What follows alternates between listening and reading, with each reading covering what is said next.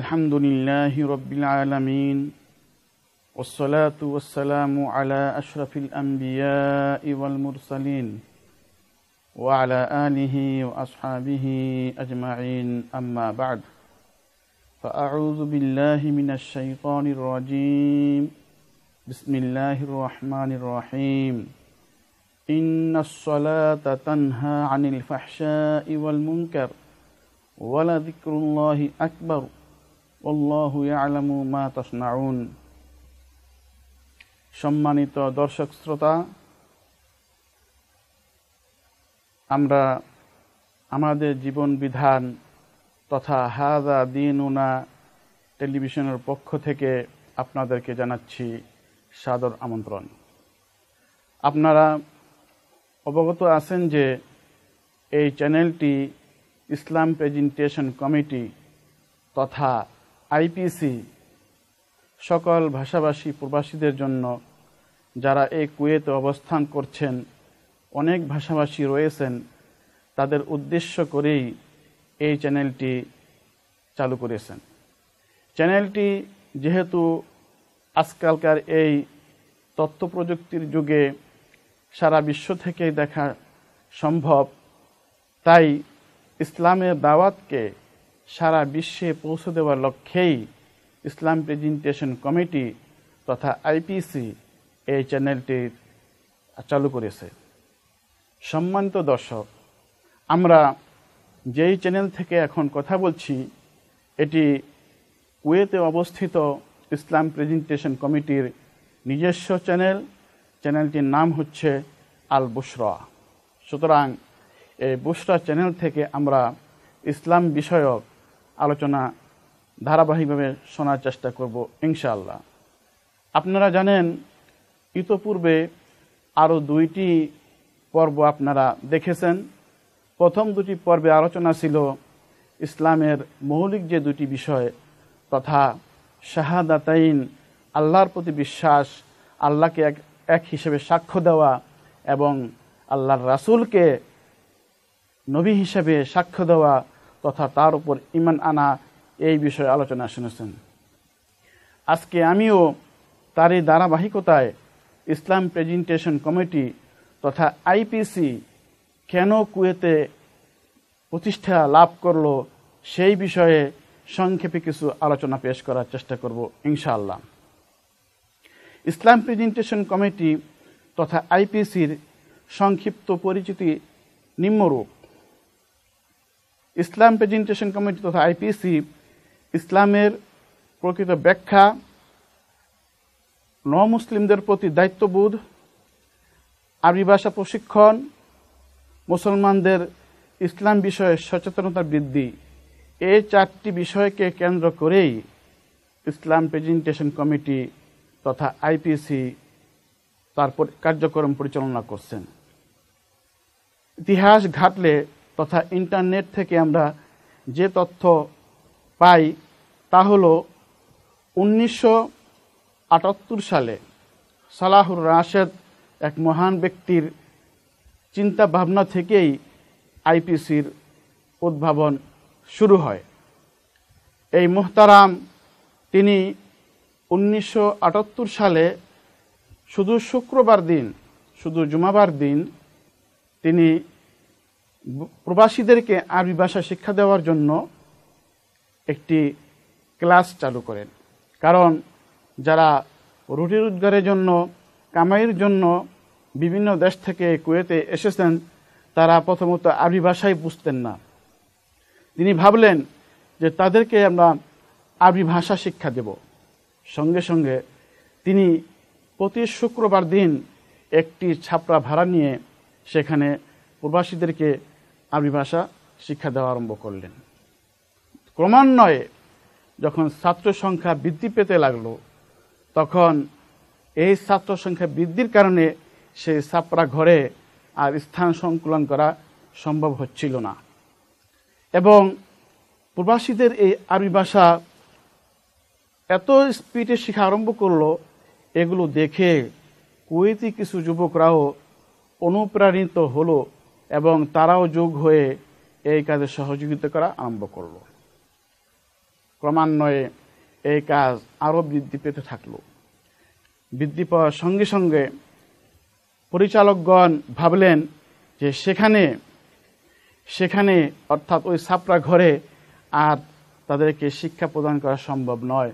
তাই তাদেরকে, প্রবাসীদেরকে এই শিক্ষা সম্প্রসারণ করার জন্য মসজিদ মোল্লা সালেহ, যা কুয়েতে অবস্থিত একটি বিশাল মসজিদ, সেই মসজিদের আন্ডারগ্রাউন্ড ভাড়া করে সেখানে তারা ইসলামের তথা আরবি ভাষা শিক্ষার কাজ আরও ব্যাপক আকারে প্রচার করা আরম্ভ করলেন। ক্রমান্বয়ে চিন্তাভাবনার অগ্রগতি হলো, সঙ্গে সঙ্গে তারা ভাবলেন যে ভিনদেশী যারা অমুসলিম রয়েছে তাদেরকেও ইসলামের দাওয়াত পেশ করা প্রয়োজন। এভাবে তাদের নিকট ইসলামের দাওয়াত পেশ হতে হতে 1433 হিজরি তথা গত রমজান পর্যন্ত 1214 জন লোক ইসলামে গ্রহণ করেন। এই ইসলাম প্রেজেন্টেশন কমিটি তথা আইপিসির দাওয়াতের মাধ্যমে এ যাবৎ 58,000-এরও বেশি লোক ইসলাম ধর্ম গ্রহণ করেন। এটি একটি বিশাল সংখ্যা। তন্মধ্যে আমরা যতটুকু জানতে পেরেছি যে বাংলাদেশ থেকে আগত কুয়েত প্রবাসী যারা রয়েছেন তাদের মধ্যে আনুমানিক প্রায় 50 জনের মতো লোক ইসলাম ধর্ম গ্রহণ করেছেন। আপনারা যারা আমাদের আইপিসি থেকে প্রকাশিত মাসিক আল হুদা যারা পড়েন, তার মধ্যে আমরা মাঝে মধ্যে বিভিন্ন মুসলিমের কাহিনী হিসাবে তাদের ঘটনা আমরা পেশ করে থাকি। আমাদের অনুরোধ থাকবে আপনারাও এই আইপিসি থেকে প্রকাশিত মাসিক আল হুদা পড়বেন এবং আমাদের প্রত্যেকটি দায়ীর টেলিফোন নাম্বার সেখানে দেওয়া রয়েছে। সেই টেলিফোন নম্বর অনুসরণ করে আমাদের নিকট পরামর্শ পেশ করবেন এবং কোনো জিজ্ঞাসা থাকলে সেখানে আপনারা আমাদেরকে টেলিফোনের মাধ্যমে, SMS এর মাধ্যমে আমাদেরকে সেই বিষয়গুলো জানাতে পারবেন। আমাদের টেলিফোন নাম্বার হলো 00965-972-66695। আমি নাম্বারটি আবার বলছি 972-66695, অথবা ইমেল করতে পারেন mamunipc09@gmail.com। আমরা ইসলাম প্রেজেন্টেশন কমিটি তথা আইপিসি থেকে প্রচারিত চ্যানেল বুস্টার থেকে আলোচনা শুনতেছিলাম। আলোচনার শিরোনাম হলো হাযা দীনুনা, তথা এটা আমাদের জীবন বিধান।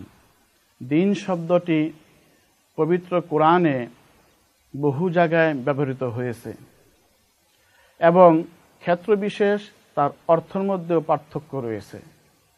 গভীরভাবে অধ্যয়ন করলে যে বিষয়গুলো আমরা জানতে পারি তা হলো এই দিন শব্দটি পবিত্র কোরআনে 4টি অর্থে ব্যবহৃত হয়েছে। 1 নম্বর অর্থ হলো প্রতিদান বা প্রতিফল।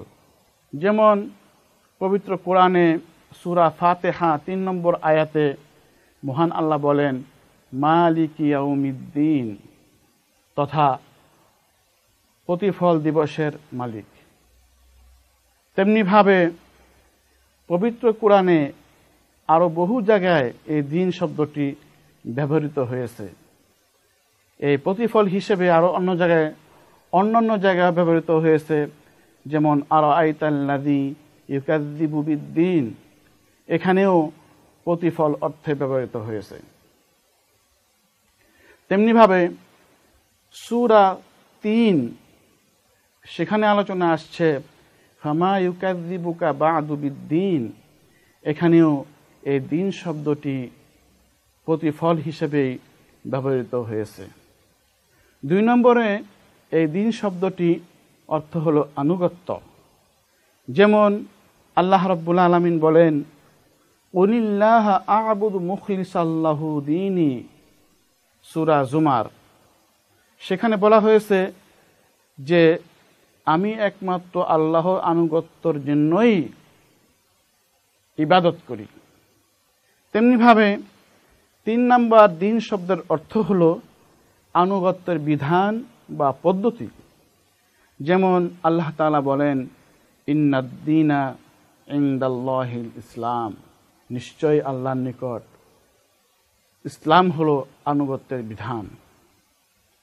তেমনিভাবে সূরা সফ, তাওবা এবং সূরা ফাতহ একই আয়াত পুনরাবৃত্তি করা হয়েছে।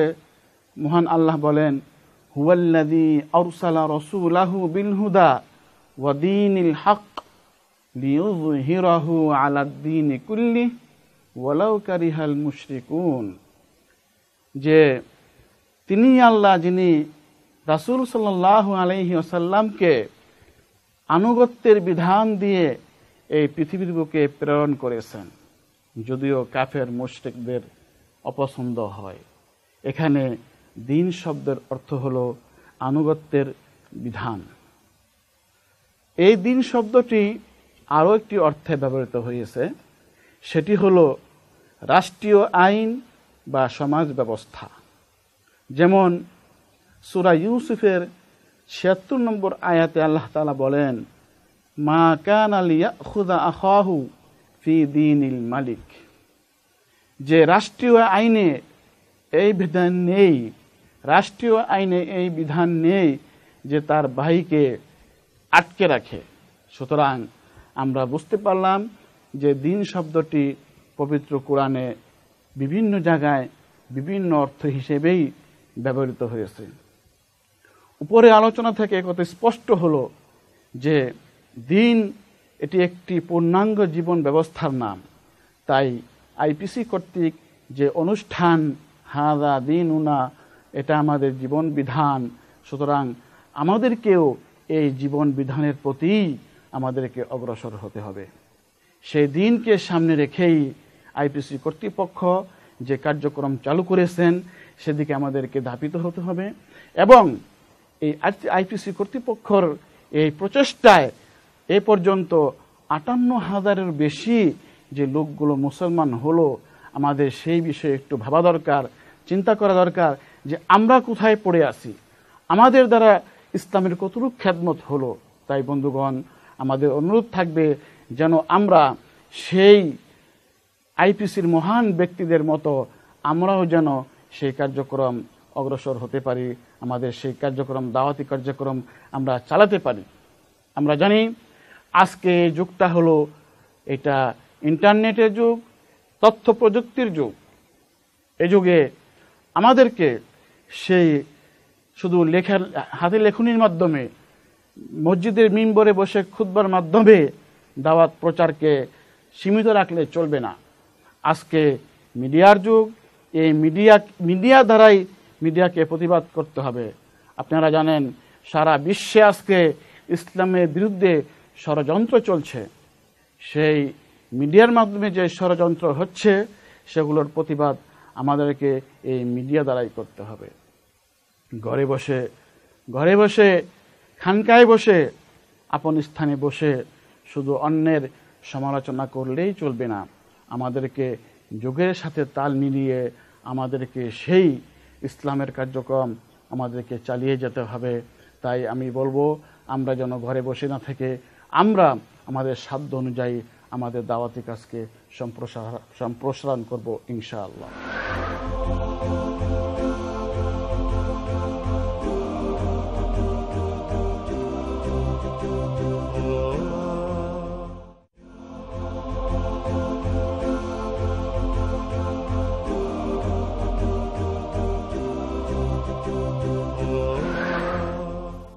হাযা দীনুনা তথা আমাদের জীবন বিধান অনুষ্ঠানের শুনতেছিলেন। আজকের বিষয় হলো আহাম্মিয়াতুস সালাহ তথা নামাজের গুরুত্ব। এ সম্পর্কে পবিত্র কালামুল্লাহ শরীফে বহু জায়গায় এই নামাজ সম্পর্কে আলোচনা আসছে। তন্মধ্যে আমি ভূমিকায় একটি আয়াত তেলাওয়াত করেছি। মহান আল্লাহ তাআলা বলেন, ইন্নাস সালাতা তানহা আনিল ফাহশাই ওয়াল মুনকার ওয়ালা যিকরুল্লাহি আকবার আল্লাহু ইয়ালামু মা তাসনাউন। অর্থাৎ নিশ্চয় নামাজ মানুষকে গর্হিত কাজ থেকে বিরত রাখে। সুতরাং যদি আমরা এই নামাজকে যথাযথভাবে ওয়াক্ত মতো গুরুত্ব সহকারে আদায় করি, নিশ্চয়ই বান্দা একটি মানুষ, নামাজি মানুষ, সে পাপ কাজ থেকে, খারাপ কাজ থেকে বিরত থাকতে পারবে। আল্লাহ রাব্বুল আলামিন বলছেন, ইন্নাস সালাতা তানহা আনিল ফাহশাই ওয়াল মুনকার, নিশ্চয়ই নামাজ মানুষকে গর্হিত কাজ থেকে, অপছন্দনীয় কাজ থেকে বিরত রাখে। প্রশ্ন হতে পারে, আমরা সমাজে বহু লোক দেখি তারা নামাজ পড়ে আবার গুনার কাজও করে, নামাজ পড়ে আবার সুদও খায়, নামাজ পড়ে বিভিন্ন শরীয়ত বিরোধী কর্মকাণ্ডে লিপ্ত থাকে। এই প্রশ্নের সহজ জবাব হলো যে ব্যক্তি যখন নামাজ পড়ে অন্তত সেই সময় হলেও সে নামাজ পড়া অবস্থায় অন্তত সেই সময় হলেও সে খারাপ কাজ থেকে বিরত থাকে। দ্বিতীয়ত, যদি ব্যক্তি খুশু বিনয়ের সাথে একাগ্র চিত্তে যদি নামাজ আদায় করে, তাহলে সেই নামাজ অবশ্যই ব্যক্তিকে খারাপ কাজ থেকে বিরত রাখবে। এই মর্মে নামাজ সম্পর্কে আল্লাহর রাসূল সাল্লাল্লাহু আলাইহি ওয়াসাল্লাম বলেছেন, হাদিসটি আব্দুল্লাহ ইবনে উমর রাদিয়াল্লাহু তাআলা আনহুমা সূত্রে বর্ণিত। বলেন, আন আবি আব্দুর রহমান আব্দুল্লাহ ইবনে উমর রাদিয়াল্লাহু আনহুমা قال سمعت رسول الله صلى الله عليه وسلم يقول بني الإسلام على خمس شهادة أن لا إله إلا الله وأن محمد رسول الله وإقام الصلاة وإيتاء الزكاة وحج البيت وصوم رمضان رواه البخاري ومسلم। আমরা সবাই এই হাদিসটি জানি, এটি একটি প্রসিদ্ধ হাদিস। এই হাদিস মধ্যে ইসলামের মূল ভিত্তি, ফাউন্ডেশন আলোচনা করা হয়েছে। হাদিসটি বর্ণিত হয়েছে বিশিষ্ট সাহাবী আব্দুল্লাহ ইবনে ওমর থেকে। তিনি বলেন যে ইসলামের ভিত্তি হলো 5টি জিনিসের উপর রাখা হয়েছে। 1 নম্বর ভিত্তি আল্লাহকে বিশ্বাস করা, রাসূল সাল্লাল্লাহু আলাইহি ওয়াসাল্লামকে বিশ্বাস করা। 2 নম্বর কাজ হলো নামাজ প্রতিষ্ঠা করা। 3 নম্বরে যাকাত প্রদান করা। 4 নম্বরে হজ করা। 5 নম্বরে রমজান মাসে রোজা রাখা।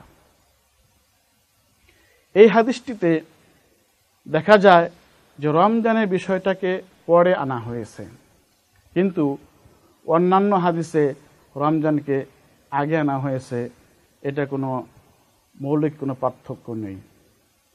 আসল কথা হলো, একজন লোক যখন আল্লাহ এবং তার রাসূলকে স্বীকৃতি প্রদান করে, সঙ্গে সঙ্গে ওই ব্যক্তির উপর ওয়াজিব হয়ে যায়, আবশ্যকীয় হয়ে যায় নামাজ আদায় করা।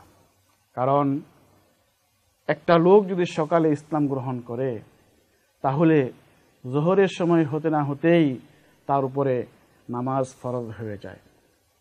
আল্লাহ রাব্বুল আলামিন বলেন, ইন্নাস সালাতা কানাত আলাল মুমিনিনা কিতাবাম মাওকুতা, নিশ্চয় নামাজ সময়ের সাথেই ফরজ করা হয়েছে। সুতরাং একজন লোক যখন আল্লাহ এবং তার রাসূলকে স্বীকৃতি দান করে সঙ্গে সঙ্গে নামাজের সময় হলেই তাকে নামাজ পড়তে হয়। এই ইসলামের মৌলিক 5টি বিষয়কে যদি ব্যক্তি আদায় না করে তাহলে সে ইসলাম পরিপূর্ণভাবে পালন করছে বলে ধরা যাবে না বা বলা যাবে না। কারণ এই হাদিসের মধ্যে সুন্দর একটি উদাহরণ দেওয়া হয়েছে। আপনারা জানেন, একটি তাঁবু কিংবা একটি খাইমা প্রতিষ্ঠা করতে হলে 5টি খুঁটির প্রয়োজন হয়। 4 কর্নারে 4টি, মাঝে 1টি। যদি একটি খুঁটিকে সরিয়ে ফেলা হয়, একটি প্লেয়ারকে সরিয়ে ফেলা হয়, তাহলে সেই তাঁবুটি আর স্থির থাকতে পারে না। তেমনিভাবে এই মৌলিক 5টি বিষয়কে যদি কেউ একটি বিষয়কে অস্বীকার করে, অমান্য করে, পালন না করে, তাহলে সে ইসলামকে পূর্ণাঙ্গরূপে পালন করেছে বলে বলা যাবে না। এ মর্মে এই নামাজের গুরুত্ব সম্পর্কে অসংখ্য হাদিস এসেছে এবং কোরআনেও বহু জায়গায় এই নামাজের আলোচনা এসেছে। আল্লাহ রাব্বুল আলামিন বলেছেন, আকিমিস সলাতা লিযিকরি, যে আমাকে স্মরণ করার জন্যই নামাজ প্রতিষ্ঠা করো।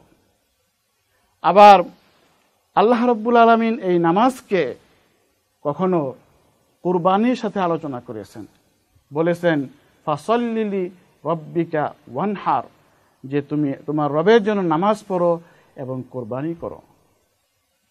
আরো বলা হয়েছে ইন্না সলাতি ওয়া নুসুকি ওয়া মাহইয়ায়া ওয়া মামাতি লিল্লাহি রাব্বিল আলামিন, নিশ্চয় আমার নামাজ, আমার কুরবানি এবং সমস্ত আমার জীবন, আমার মরণ সব কিছু সেই মহান রব্বুল আলামিনের জন্য।